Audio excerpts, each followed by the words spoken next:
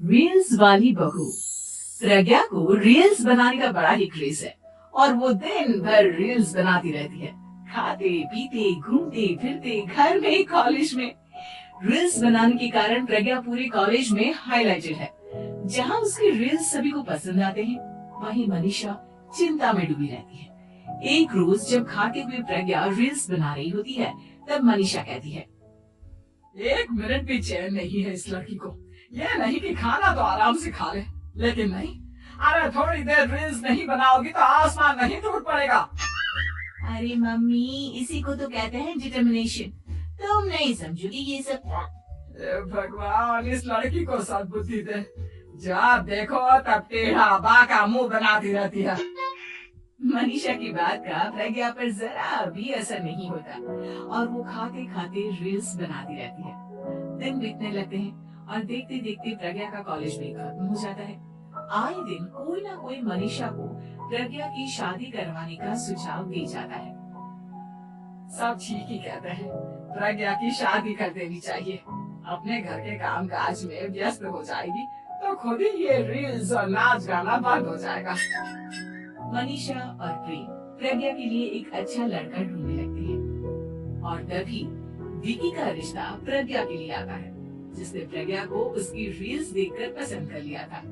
अगले दिन विकी अपने माता पिता के साथ प्रज्ञा के घर पहुंच जाता है और प्रज्ञा साड़ी पहने हाथों में चाय की ट्रे लिए उनके सामने आती है। जब विकी को पसंद है तो हमें भी बहू पसंद है। बहन जी, आप बारात की तैयारी कीजिए। एक बार लड़का लड़की अकेले में बात कर ले तो अच्छा रहेगा। हाँ हाँ, क्यों नहीं। मनीषा विकी को प्रज्ञा के कमरे में भेजती है, जहाँ प्रज्ञा पहले से ही रील्स बना रही होती है। तभी विकी कहता है, आ गए आपके साजन जी। हमारे साथ ये रील्स कंप्लीट करते तो और भी अच्छा रहता। अच्छा जी, आप आ ही गए हैं तो बना ही लेती हूँ आपके साथ। दोनों मिलकर रील्स बनाते हैं। जब वी मीट और तुरंत पोस्ट पे कर देते हैं। फिर विकी कहता है, जब आप साड़ी में चाय लेकर आए तब मुझे लगा कि कहीं मैं गलत घर में तो नहीं आ गया। सही है। दोनों की शादी पक्की हो जाती है और शादी के दिन भी प्रज्ञा रील्स बनाने से चूकती नहीं, यहाँ तक कि बारात के समय भी नाचते हुए रील्स बनाती है। सभी लोग प्रज्ञा की तारीफ के फूल बांध देते हैं और प्रज्ञा नाचती गाती अपने ससुराल चली जाती है। सब कुछ अच्छा चल रहा होता है। प्रज्ञा यहाँ भी दिन भर हर चीज की रील्स बनाती रहती है, लेकिन कुछ दिनों के बाद जब सुनीता कहती है, बहू, ये रील्स के साथ साथ कुछ काम भी कर लिया करो। वैसे तुझे और क्या क्या बनाना आता है? मम्मी जी, वैसे तो सब कहते हैं कि मैं सब कुछ अच्छा बनाती हूँ, लेकिन मुझे लगता है कि मैगी अच्छा बना लेती हूँ, हाँ कॉफी भी अच्छा बना लेती हूँ और मुंह तो सबसे अच्छा बना लेती हूँ। अच्छा अच्छा। सुनीता अपना माथा पकड़ लेती है और कहती है, बहू, कुछ खाना बनाना भी सीख लेती हूँ। मम्मी जी, मैं लंबी प्लानिंग कर रही हूँ। जल्दी ही मैं इतनी फेमस हो जाऊंगी कि मुझे पैसे मिलने लगेंगे। हम दोनों सास बहू राज करेंगे, राज। नौकर काम करेंगी और लोगों की तो लाइन लगेगी हमसे मिलने के लिए। तेरा दिमाग खराब हो गया है क्या बहू? हंसी मजाक तक ठीक है, लेकिन इस तरह घर नहीं चलते। जितना जल्दी हो इस घर के तौर तरीकों को सीख लो। प्रज्ञा मुंह घुमाकर चली जाती है और तुरंत उसी वक्त एक रील बनाती है। ये देख सुनीता का गुस्सा सातवें आसमान पर चला जाता है और विकी के घर आते ही सुनीता उसे सब कुछ बताती है। विकी भी अब प्रज्ञा की इन हरकतों से परेशान हो जाता है। तुम टेंशन मत लो मामा, मैं देख लूंगा। विकी कमरे में जाता है तो देखता है कि प्रज्ञा रील्स बना रही है।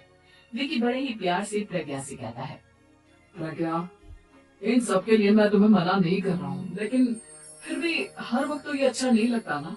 समझने की कोशिश करो, मुझे भी तुम्हारा थोड़ा वक्त चाहिए। मैं जब ऑफिस से आता हूँ तो मुझे समय देने की जगह इसी में लगे रहता है। तुम ज्यादा ही सोच रहे हो। तुम भी मेरे साथ रील्स बनाओ ना, तुम्हें भी बहुत अच्छा लगेगा। तुम्हें इज्जत से कोई बात समझ में नहीं आती क्या? दिमाग खराब हो गया है तुम्हारा इस चकाचौंध से। अगर तुमने अपना रवैया नहीं बदला तो मैं तुमसे दूर चला जाऊंगा। तुम ही रिश्ता लेकर आए थे, मुझे लड़कों की कमी नहीं थी और ना आज है। विकी दरवाजा पटककर चला जाता है। धीरे धीरे विकी प्रज्ञा से दूर होता जाता है। एक रोज मनीषा प्रज्ञा के ससुराल उससे मिलने जाती है।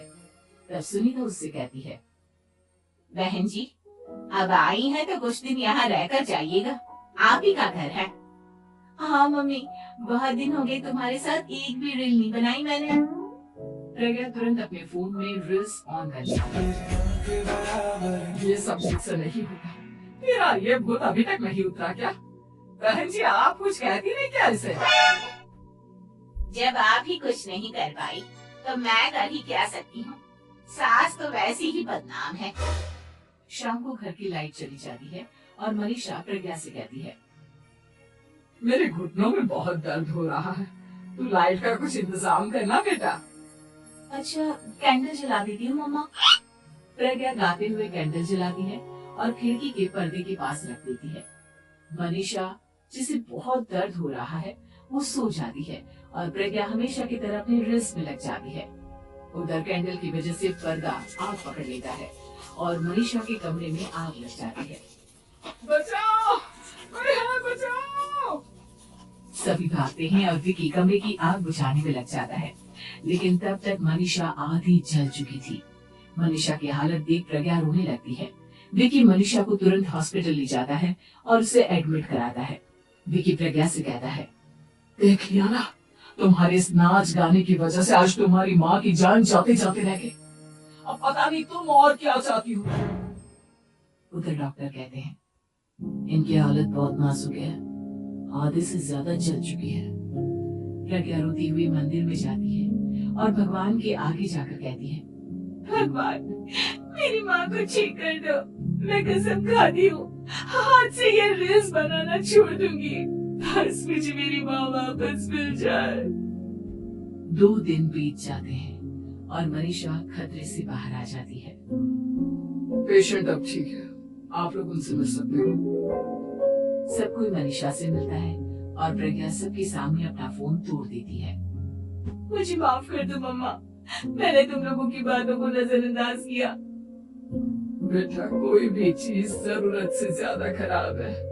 मैंने तुम्हें रील्स बनाने से कभी मना नहीं किया, लेकिन हर वक्त एक ही चीज तो सही नहीं है। मैं समझ गई हूँ मम्मा, आई एम सॉरी। प्रज्ञा उस दिन से रील्स बनाना छोड़ देती है और पूरी तरह से अपने घर में लग जाती है।